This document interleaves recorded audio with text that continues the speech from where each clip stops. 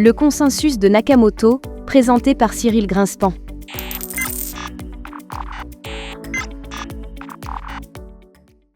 Les mathématiques du Bitcoin sont essentiellement les mathématiques issues du jeu de pile ou face, ce qui les rend compréhensibles du plus grand nombre. Plus généralement, ces mathématiques font partie de l'étude des processus dits de Poisson, du nom du mathématicien français Siméon Poisson qui les a étudiés au XIXe siècle. Un processus de Poisson est un exemple simple de processus de comptage, c'est-à-dire de processus qui note l'occurrence d'événements qui surviennent de manière aléatoire au cours du temps. C'est le cas par exemple en finance lorsqu'il s'agit de modéliser le risque de crédit ou en assurance pour compter des sinistres. Les processus de Poisson interviennent aussi naturellement en radioactivité ou dans la modélisation des files d'attente. Pour Bitcoin, il s'agit de compter les blocs qui apparaissent au cours du temps. Reprenons les notations de Satoshi Nakamoto dans son papier fondateur. Nous considérons que le réseau est divisé en deux. Il y a d'un côté un ou une potentielle attaquante, Alice, et de l'autre les honnêtes mineurs, Bob. Chacun cherche à créer de nouveaux blocs et dispose pour cela d'une puissance de hachage relative qui vaut petit p pour Bob et petit q pour Alice, avec p plus grand que q et p plus q égale 1. Dans une vidéo précédente, nous avons vu que le temps grand T, respectivement grand T', mis par Bob, respectivement Alice, pour découvrir un bloc, suit une loi exponentielle de paramètres alpha égale p sur taux 0, respectivement alpha' égale q sur taux 0, avec taux 0 égale 10 minutes. Donc, en notant grand S indice n, le temps mis par Bob pour découvrir n blocs, on a S indice n égale T1 plus Tn, où les TI sont des lois exponentielles indépendantes et identiquement distribuées de paramètres p sur taux 0. On reconnaît là une loi dite d'Erlang, de paramètres de forme petit n et d'intensité alpha. Une loi d'Erlang est un cas particulier de loi gamma, dans le cas où son paramètre de forme est un nombre entier non nul.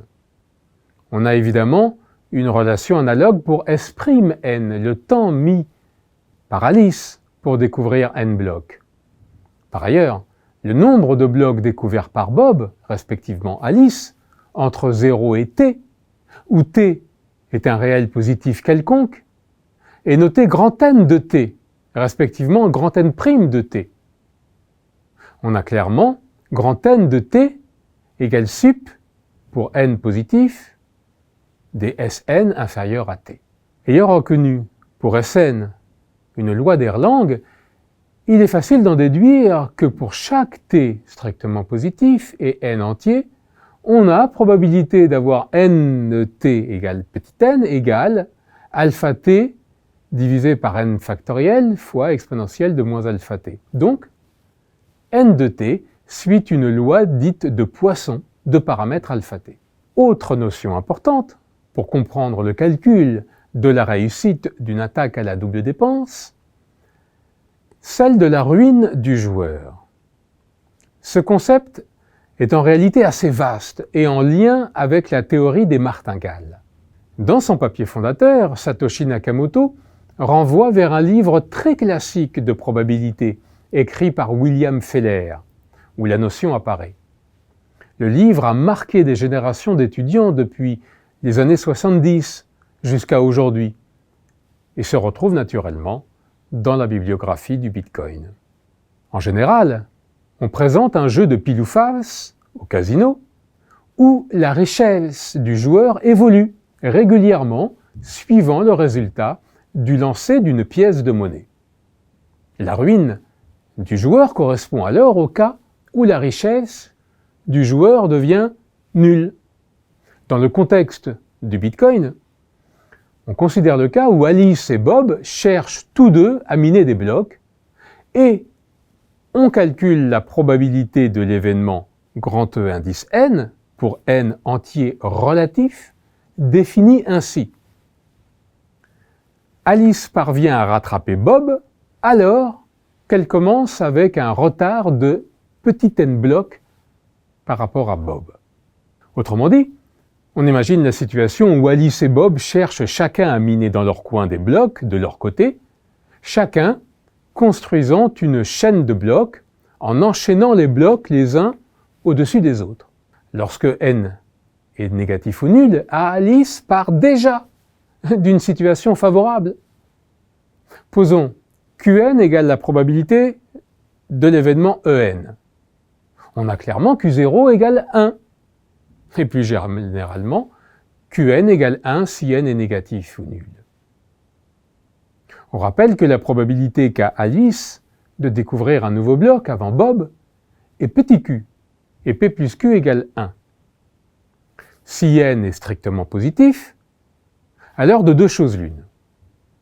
Soit le premier bloc découvert est l'œuvre d'Alice, ce cas survient avec une probabilité q, et elle doit donc maintenant rattraper Bob avec un retard de n-1, puisqu'elle vient de miner un bloc, soit le bloc a été miné par Bob, ce qui arrive avec une probabilité p, et elle doit alors combler un retard qui a augmenté et vaut désormais n plus 1. Il en résulte la relation de récurrence, pour tout n entier, Qn égale Q fois Q indice n-1 plus P fois Q indice n plus 1. Par ailleurs, si l'écart n n'est dès le départ très grand et tend vers l'infini, eh bien la probabilité de succès tend vers 0. Autrement dit, limite lorsque n tend vers l'infini de Qn égale 0. On peut montrer, comme le fait Feller dans son livre, que les trois égalités, énoncées plus haut, conduisent à la relation, pour tout entier n, Qn égale Q sur P puissance n. Nous avons maintenant tout ce qu'il faut pour pouvoir évaluer la probabilité de réussite d'une attaque à la double dépense sur le réseau Bitcoin.